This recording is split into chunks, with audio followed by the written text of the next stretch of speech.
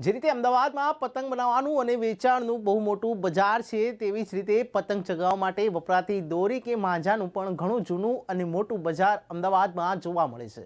અમદાવાદમાં સાપુર, રાયપુર, પાલડી વગેરે વિસ્તારોમાં માંજાનું મોટા પ્રમાણમાં ઉત્પાદન થાય છે. ત્યારે અમદાવાદમાં પાલડી ખાતે ન્યૂઝ ફોર ઇન્ડિયાની ટીમ આવી પહોંચી હતી અને માંજો કેવી રીતે બનાવવામાં આવે છે તેની વિસ્તૃત માહિતી મેળવી હતી. આવો જોઈએ માંજાની કેટલાક મજાની વાતો. તો ઉત્તરાયણની વાત આવે એટલે પતંગ સાથે દોરી કે માંજાની વાત આવતી જ હોય છે અને સૌથી સારો માંજો જેનો હોય છે તે એક કાયપો છે, એ લપેટની બૂમો પાડવાનો જ છે, કારણ કે તેની દોરીથી અનેકના પતંગ જે છે તે કપાઈ જવાના છે. આજે અમે અહીંયા આવ્યા છીએ પાલડી ખાતે કે જ્યાં બહુ જ સરસ રીતે દોરી રંગાઈ રહી છે.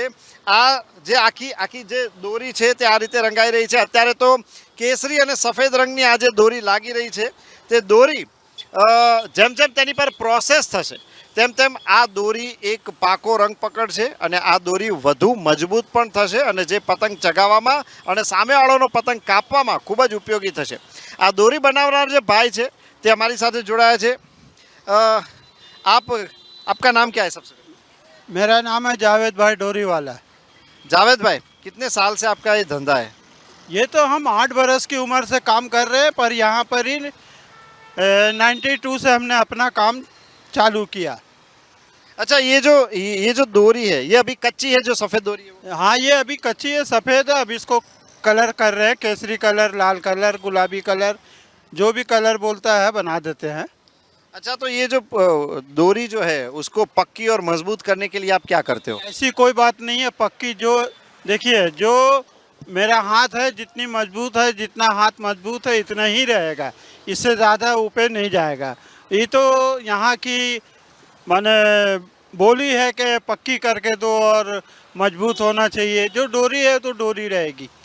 अच्छा, ये आप ये बताइए कि इसमें कांच को भी लगाते हैं, ये सब करते हैं, तो इससे जो हम बोलते हैं कि भी सामने वाले की पतंग अच्छे से कट जाएगी, तो ये कांच लगाने की पूरी प्रोसेस कैसी होती है? किस तरीके से आप ये सब करते हो? ये देखिए, ये आपके सामने ये यहाँ पर ही घसाई हो रही है और ये डोरी काटना, सामने वाली की पतंग को काटना, ये एक कलाकारी है. हाँ, अगर से आप तलवार चलाना नहीं जानते, हाथ में तलवार लेके खड़े हैं तो बेकार है. तो अच्छी से अच्छी डोरी हम बना के देंगे तो वो भी पतंग कट जाएगी. तो आप ये जो बोल रहे हो कि पूरी इस तरीके से यहाँ पे कांच जो है वो पिलाया जाता है, डोरी को जो है वो पक्की की जाती है. ये उत्तरायण के वक्त अगर हम बोले कि उत्तरायण के वक्त ही सिर्फ ये धंधा होता है, या उसके बाद अहमदाबाद के बाहर भी जो उत्तरायण होती है, गुजरात के बाहर भी उत्तरायण होती है, तब भी आपका धंधा चलता रहता है? हाँ हाँ, ये यहाँ के बाद अभी जयपुर होगा, आपको बॉम्बे होगा, कलकत्ता होगा, 3 जगह पे उसके बिजनेस अभी इसके बाद यहाँ के बाद चलेगा.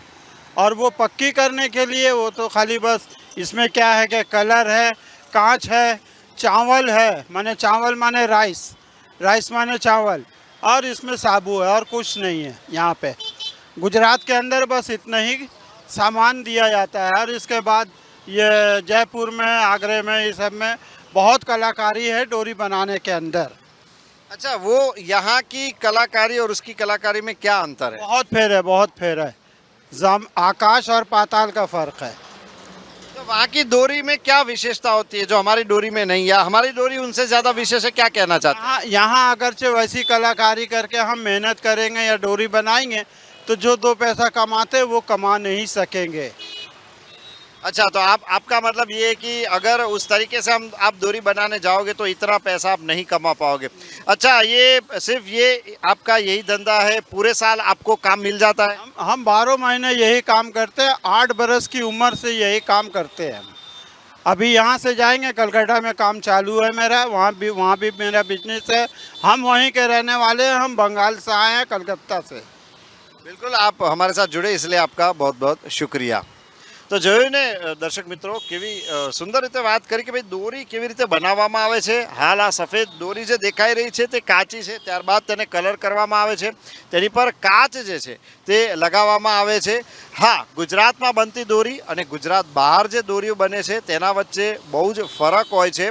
તેમનું એવું કહેવું છે કે ગુજરાતમાં જે દોરી બને છે તે ઘણી જ સસ્તામાં બની જાય છે. ગુજરાત બહારની જો દોરી બનાવવા જઈએ, જે રીતે બીજા રાજ્યોમાં બને છે તે રીતે બનાવવા જઈએ તો ધંધામાં નુકસાન વેઠવું પડે, ધંધામાં નફો થતો નથી. તો દોરી બનાવવાનો આજે આપણે આ બિઝનેસ જે છે તે જાણ્યો અને કેવી રીતે આખું વર્ષ પાછો આ બિઝનેસ ચાલે છે. એવું નથી કે માત્ર ઉત્તરાયણ પૂરતું જ આ દોરી કે માંજા બનાવવાનો બિઝનેસ હોય, પરંતુ આખું વર્ષ. કારણ કે અમદાવાદની બહાર, ગુજરાતની બહાર પણ ઘણી બધી જગ્યાએ ઉત્તરાયણ થતી હોય છે, બીજા રાજ્યોમાં પણ ઉત્તરાયણ થતી હોય છે અને ત્યાં ખાસ કરીને આ દોરી જે છે તે સપ્લાય થતી હોય છે. પરંતુ છેલ્લે હું એક જ મેસેજ આપવા માંગીશ કે ચાઇનીઝ દોરીનો વપરાશ બંધ કરજો. કારણ કે ઉત્તરાયણ વખતે ચાઇનીઝ દોરી વાપરવાથી અનેક લોકો ઘાયલ થાય છે. ફક્ત મનુષ્યો જ નહીં પરંતુ પશુ પક્ષીઓને પણ તેના ગંભીર પરિણામો ભોગવવા પડતા હોય છે, મૃત્યુ સુધીની નોબત આવી જતી હોય છે. કેમેરા પર્સન રાજેન્દ્ર પટેલ સાથે Kumar Barot, news for India, Ahmedabad.